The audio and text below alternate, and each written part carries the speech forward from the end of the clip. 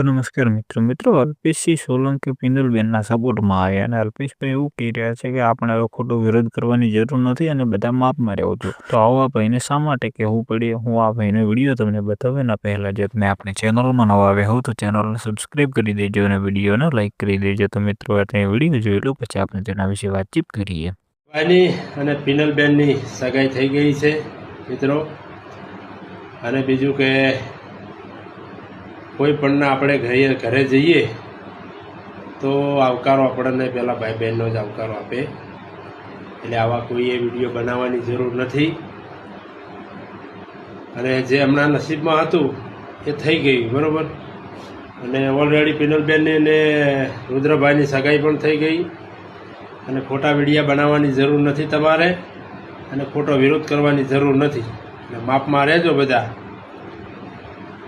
જય માતાજી. તો મિત્રો તમે વિડીયો તો જોઈ લીધો હશે. એમાં ભાઈ એવું કહી રહ્યા છે કે ગમે તે વ્યક્તિ આપણા ઘરે આવે તો આપણે એને ભાઈ કહીને આપણે એમને આવકારો આપીએ છીએ. તો આ રીતના એમને પણ આવકારો આપી દીધો હતો અને ભવિષ્યમાં શું થવાનું હતું એ બંનેને થોડી ખબર હતી. એટલે આ રીતના એમને થોડી પહેલાથી જ ખબર હોય કે એમની સગાઈ થવાની છે ને આ પરિસ્થિતિમાં એ આવી જશે. એટલે આ લોકોને સપોર્ટની જરૂર છે. આ રીતના વિડીયો તમે બધા ના બનાવો અને વિડીયો ના બનાવવામાં મજા છે. આ ભાઈ એવું પણ કહી રહ્યા છે કે ખોટા બધા વિડીયો બનાવવાનું બંધ કરી દો, નહીં તો મજા આવશે નહીં. અને વધારે આપણે આ બાબતમાં કંઈ પણ કહેવું નથી અને તમે પિનલબેનને જેટલો બને એટલો સપોર્ટ કરી દો. આ બંનેના નસીબમાં જે હતું એ ઓલરેડી થઈ ગયું છે. એટલે હવે ખોટા વિડીયો બનાવવાની જરૂર નથી અને ખોટા વિવાદો પણ ફેલાવવાની જરૂર નથી. એટલા માટે બધા ભાઈઓને વિનંતી છે કે તમે વિડીયો બનાવવાના બંધ કરી દેજો. તો મિત્રો આ ભાઈ વિશે અને પિનલબેન વિશે અને રુદ્રભાઈ વિશે તમારું શું કહેવું છે તમે જરૂરથી કોમેન્ટ કરજો. અને જો તમે આપણા ચેનલમાં નવા આવ્યા હો તો ચેનલને સબસ્ક્રાઈબ કરી દેજો અને વિડીયોને લાઈક કરી દેજો.